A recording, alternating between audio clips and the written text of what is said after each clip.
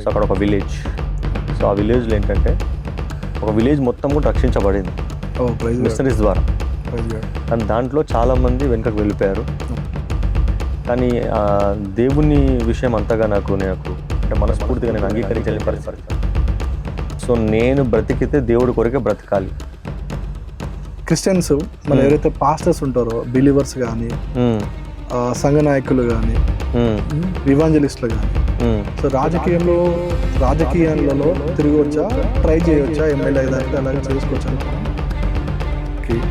చాలా పాస్టర్లు చూస్తే అసలు బైబిల్ చూడరు, టక టక టక టక వద్యాలు చెప్పేస్తుంటారు, వాక్యాలు చెప్పేస్తుంటారు. యాజ్ ఏ క్రిస్టియన్స్ కానీ, బిలీవర్స్ కానీ లవ్ మ్యారేజ్ చేసుకోవచ్చు అంటారా? సో అన్న, ఇది ప్రసాదం అనుకున్నామన్న, దేవుని హిందూ గుళ్ళలో ప్రసాదం అనుకున్నాం. ఓకే. సో ఈ ప్రసాదాన్ని సో మన యొక్క క్రిస్టియన్ సహోదరులు కానీ తినవచ్చా, తినకూడదా?